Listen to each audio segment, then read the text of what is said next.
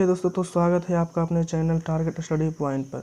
दोस्तों आज हम 10th क्लास हिंदी के चैप्टर नंबर 2 20 के दांत को कंप्लीट करने जा रहे हैं। ठीक है, इसमें जितने भी ऑब्जेक्टिव हैं उसको हम देखेंगे।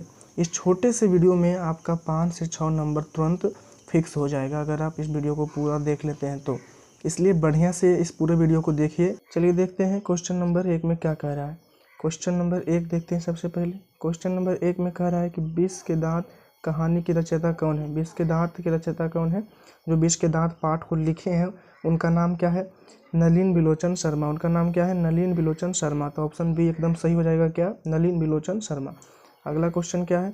अगला क्वेश्चन है नलिन बिलोचन शर्मा का जन्म कब हुआ था। ठीक है, नलिन बिलोचन शर्मा जी का जन्म कब हुआ था? तो इनका जन्म हुआ था 1916 ईस्वी में। 1916 ईस्वी में कहाँ हुआ था? तो बदरघाट में। ठीक है, कहाँ हुआ था? बदरघाट में। ठीक है, 1916 ईस्वी में इनका जन्म हुआ। अगला क्वेश्चन देखते हैं। क्वेश्चन नंबर 3 में है। क्वेश्चन नंबर 3 में है कि सेन साहब की नई मोटर कार का रंग कैसा था। तो लिखेंगे कि सेन साहब की नई मोटर कार का रंग काला था। कैसा था? काला था, चमचमाती हुई काला था। ठीक है, अगला क्वेश्चन नंबर 4 में कह रहा है कि मदन के पिता का नाम क्या था। मदन के पिता का नाम क्या था? गिरधर लाल था। क्या था? गिरधर लाल। गिरधर लाल क्या था? तो गिरधर लाल पेशे से क्या था? तो एक किरानी था। इसके यहाँ? तो सेन साहब के यहाँ था। ठीक है, सेन साहब के यहाँ। लेकिन असली आंसर क्या है यहाँ पर? गिरधर लाल। गिरधर लाल। चलिए अगला क्वेश्चन देखते हैं। अगला क्वेश्चन है कि खोखा का क्या नाम था। खोखा का नाम, असली नाम क्या था? तो कासू था उसका नाम। क्या था? कासू। उसका असली नाम क्या था? कासू। ठीक है, खोखा का असली नाम क्या था? कासू। अगला है कि खोखा किन मामलों में अपवाद था। खोखा किन मामलों में अपवाद था? तो घर के नियमों के मामलों में खोखा क्या था? तो अपवाद था। ठीक है, वह घर के जितने भी नियम थे उसको मानवे नहीं करता था। सब इसका अलग अलग होता था, सभी नियम को तोड़ फोड़ के आगे बढ़ता था। ठीक है, कोई भी इसके लिए कोई भी नियम कानून नहीं था।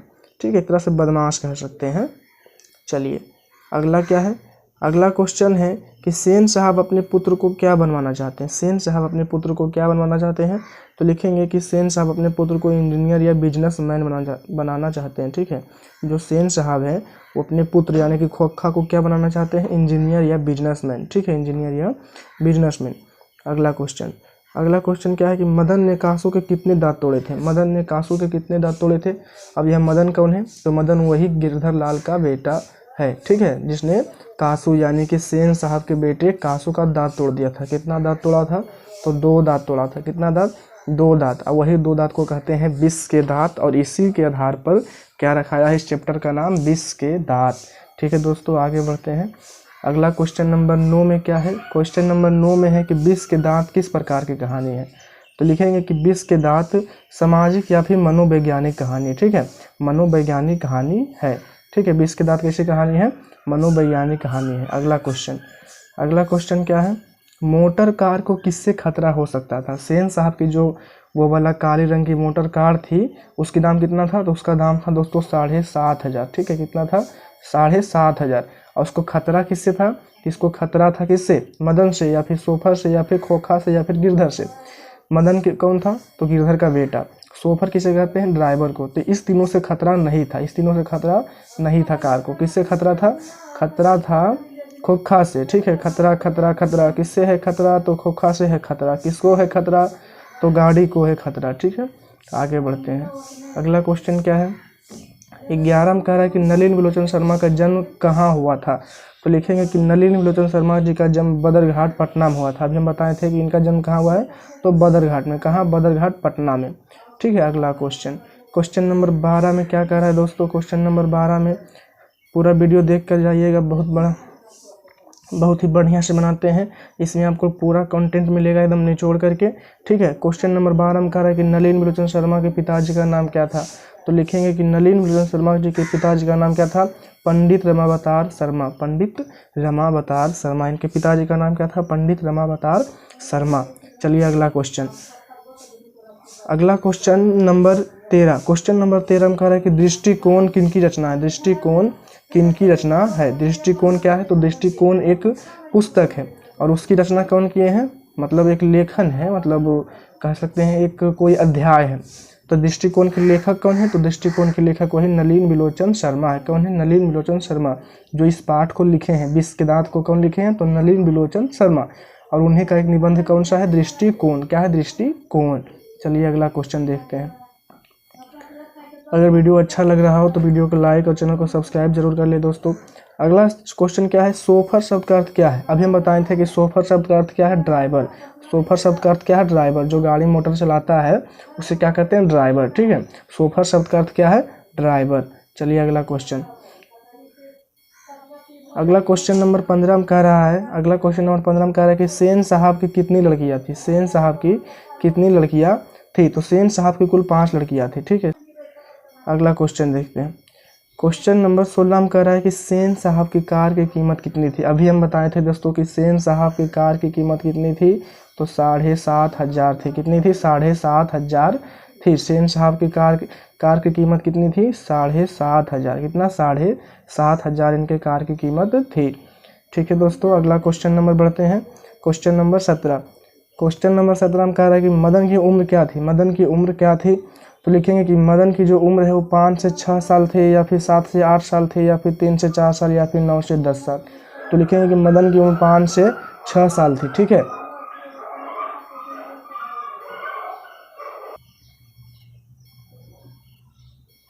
चलिए दोस्तों अब देखते हैं क्वेश्चन नंबर 18। क्वेश्चन नंबर 18 में क्या कह रहा है? तो लिखेंगे क्वेश्चन नंबर 18 में क्या कह रहा है कि मदन किसका पुत्र था? तो अभी हम बताए थे कि मदन गिरधर लाल का पुत्र था। और गिरधर लाल कौन था? तो गिरधर लाल एक किरानी था। किसके यहाँ था? तो सेन साहब के यहाँ एक किरानी था। ठीक है, कौन? गिरधर लाल। मदन किसका पुत्र था? तो गिरधर लाल का पुत्र था। अगला क्वेश्चन नंबर 19 में कह रहा है कि गिरधर लाल किस साहब की फैक्ट्री में क्लर्क था? ले रे भाई, जो हम बता रहे हैं पहले वही क्वेश्चन आ रहा है, बाद में बताओ, ऐसा भी होता है क्या? तो गिरधर लाल किसके फैक्ट्री में क्लर्क था? तो सेन साहब के। किसके फैक्ट्री में? सेन साहब के। ठीक है, चलिए याद करते जाइएगा। अगला क्वेश्चन क्या है? मदन ने लट्टू नचाने के लिए किससे झगड़ा कर लिया? मदन ने लट्टू नचाने के लिए किससे झगड़ा कर लिया? तो जब कासू ऐठते हुए गया एकदम नवाब साहब नियन के, अरे हमको भी लट्टू खिलाओ, तो जो मदन था वो कासू को कहा, अरे हम तुमको लट्टू नहीं खिलाएगा रे। तो मदन, जो कासू था वो तो बड़े घर का था, तो वो अहंकार से चूर हुआ, उसको क्या किया? धक्का दे दिया। बस मदन की झगड़ा हो गई। किससे? तो कासू से। किससे? कासू से। ठीक है, मसू से लिखल है यहाँ पर, ये कुछ नहीं है। ठीक है, किससे हुआ था? कासू से हुआ था। किससे? कासू से। चलिए अगला क्वेश्चन। क्वेश्चन नंबर 21 में कह रहा है कि 20 के दांत शीर्षक कहानी किस कहानी संग्रह से ली गई है? 20 के दांत शीर्षक कहानी किस संग्रह से ली गई है? तो इस क्वेश्चन के लिए तो आंसर कुछ सोचना है नहीं। जो 20 का दांत दिख रहा है, 20 के दांत तथा अन्य कहानियां से ली गई। ठीक है, कहाँ से? तो 20 की दांत और अन्य कहानियां से ली गई है। नंबर 23 में कह रहा है कि खोखा और खोखी का क्या अर्थ है? खोखा और खोखी का अर्थ क्या है? तो बच्चा और बच्ची। बच्चा और बच्ची, या फिर बेटा या बेटी भी कह सकते हैं। बच्चा या बच्ची, या फिर बेटा या बेटी। खोखा या खोखी किस भाषा में कहा जाता है? तो बंगाली। किस भाषा में? बंगाली भाषा में कहा जाता है खोखा या खोखी। ठीक है, बंगाली भाषा में खोखा या खोखी कहा जाता है। अगला क्वेश्चन नंबर 24 में कह रहा है कि सेन साहब की पुत्रियों में से एक का नाम क्या था? सेन साहब की पुत्रियों में से एक का नाम क्या था? तो आरती था। क्या था? आरती था। आरती। सेन साहब की सभी 5 पुत्री थी, और 5 में से एक का नाम क्या था? आरती था। चलिए अगला क्वेश्चन देखते हैं। अगला क्वेश्चन नंबर 25। क्वेश्चन नंबर 25 में कह रहा है कि मदन द्वारा कासू को पीटने के बाद सेन साहब ने किसे नौकरी से निकाल दिया? तो देखो, जब मदन ने सेन साहब के बेटे कासू को पीटा और उसका दांत तोड़ दिया, तो कासू के पिता जो सेन साहब थे, और सेन साहब के यहाँ काम कौन कर रहे थे? मदन के पिता गिरधर लाल। इसलिए सेन साहब क्या किए? गिरधर लाल को अपने काम पर से बाहर निकाल दिए। किनको? गिरधर लाल को अपने काम पर से बाहर निकाल दिए। ठीक है, बाहर निकाल दिए। अगला क्वेश्चन क्या है? क्वेश्चन नंबर 26 में है कि मदन किसका दोस्त था? मदन किसका दोस्त था? सोफर के बेटे का, या फिर ग्यास का बेटा, या फिर ड्राइवर का बेटा, या फिर इनमें से कोई नहीं? फुफकारता मदन अकेला। तो मदन अकेला ही था। बुक में किसी भी कहीं पर भी क्या कहते हैं, बुक में कहीं पर भी जिक्र नहीं किया गया है कि मदन किसका दोस्त था, तो यह अकेला ही इसको हम मान सकते हैं। ठीक है, अगला क्वेश्चन नंबर 27 में कह रहा है कि सेन साहब किस वर्ग के उद्योगपति थे? सेन साहब किस वर्ग के उद्योगपति थे? तो जाहिर सी बात है कि सेन साहब उतने बड़े सेन हैं, तो उच्च वर्ग के थे। क्या थे? उच्च वर्ग के थे। सेन साहब कैसे थे? तो उच्च वर्ग के उद्योगपति थे। चलिए अगला क्वेश्चन नंबर 28। क्वेश्चन नंबर 28 में कह रहा है कि सेन साहब की नई कार की हवा किसने निकाल दी थी? सेन साहब की नई कार की हवा किसने निकाल दी थी? तो खोखा निकाल दिया था। ठीक है, खोखा निकाल दिया था। कहा है कि खोखा तो बंचड़ है था, उसके लिए कोई नियम कानून है नहीं था। ठीक है, क्या क्या? सेन साहब की गाड़ी का हवा निकाल दिया। ठीक है, अगला क्वेश्चन क्या है? क्वेश्चन नंबर 29 में है कि नलिन विलोचन शर्मा की मृत्यु कब हुई थी? नलिन विलोचन शर्मा जी की मृत्यु कब हुई थी? तो 12 सितंबर 1961 ईस्वी को। कब हुई थी? 12 सितंबर 1961 ईस्वी को। चलिए अगला क्वेश्चन नंबर देखते हैं। Question number 30। क्वेश्चन नंबर 30 में कह रहा है कि महल और झोपड़ी वालों की लड़ाई में अक्सर कौन जीतता है?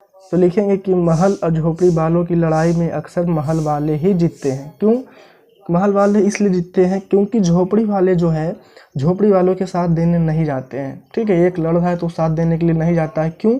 क्योंकि उसको पता है कि वो महल वाले हैं, हम लोग को भी लपेट लेंगे, इसलिए महल वाला जीत जाता है और झोपड़ी वाला हार जाता है। ठीक है दोस्तों। ठीक है दोस्तों, अगर आपको यह चैप्टर जो 20 का दांत था इसका ऑब्जेक्टिव पूरा बढ़िया से पूरा कर दिए हैं महत्वपूर्ण ऑब्जेक्टिव को, तो मेरे लिए मोटिवेशनल जो होता है वह यह होता है कि आप मेरे वीडियो को लाइक कीजिए और चैनल को सब्सक्राइब कीजिए, ताकि मुझे मोटिवेशन मिले और मैं आपके इसी तरह ऑब्जेक्टिव और सब्जेक्टिव प्रश्न को पूरा करते जाऊँ और आपको पढ़ने में मैं कुछ मदद कर सकूँ। ठीक है दोस्तों, तब तक के लिए बाय बाय, टेक केयर, धन्यवाद।